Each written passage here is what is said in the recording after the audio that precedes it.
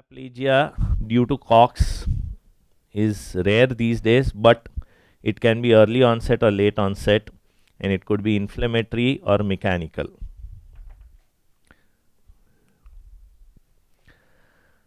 And late onset can be due to the internal gibbus or due to the mechanical stretch, and rarely due to the thrombosis, infective thrombosis of the cord. Okay, so you may not have a compression and yet have paraplegia. Those are rare instances.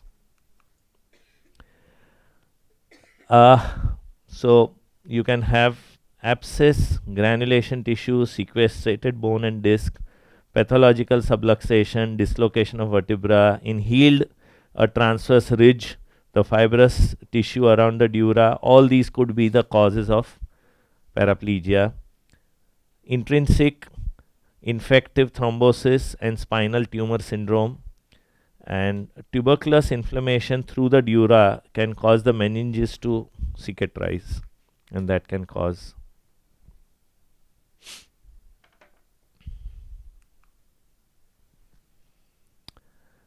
so rare but positive indications, absolute indications for surgery in paraplegia. Paraplegia with onset during usual conservative treatment. Operation not performed for pyramidal tract signs but delayed until important motor weakness occurs. Motor weakness. Okay. Then paraplegia getting worse or remaining stationary despite sufficient conservative treatment. You're given EKT, you're given bed rest, you're given the orthosis, and the paraplegia persists or gets worse. Or there is complete loss of motor power for 1 month despite sufficient conservative treatment.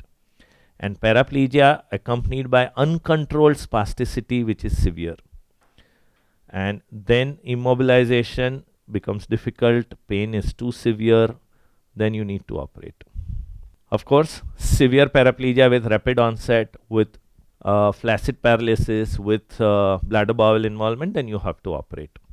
Sometimes these days, because you are trying to get a tissue diagnosis, you have put in a needle and the yield of that has been poor. Meaning you have done a proper job. You put in the needle through a CT guided situation.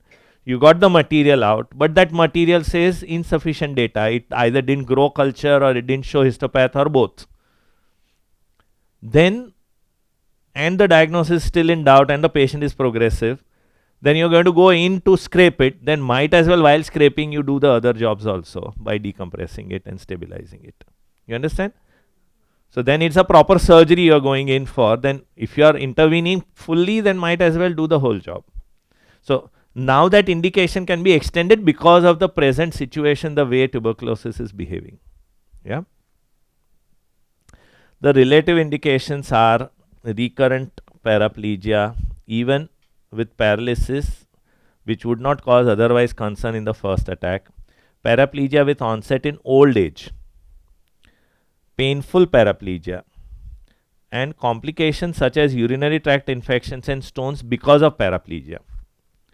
The rare indications are posterior spinal disease, meaning the lamina and the transverse process and the spinous process are involved, and it's a huge abscess there which is compressing, and it's very easy, just go down and decompress it. Then you may do it.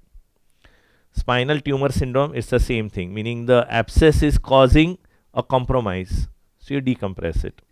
Severe paralysis secondary to cervical disease, because at cervical level to immobilize them would be to really make them just lie down with a traction and all. So that becomes difficult for a patient. You decompress and stabilize it internally with fixation.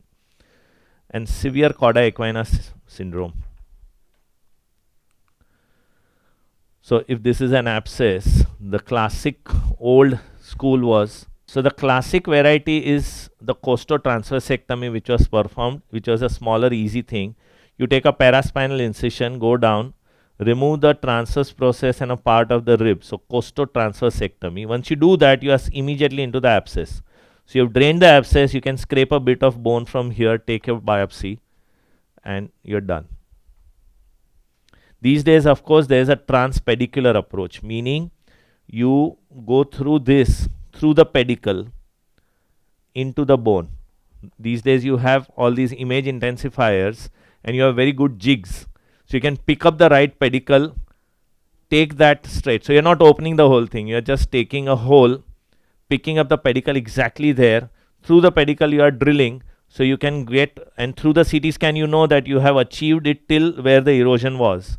And then aspirate things, scrape off things and close it. So you have less invasion. Okay. So transpedicular things are done these days.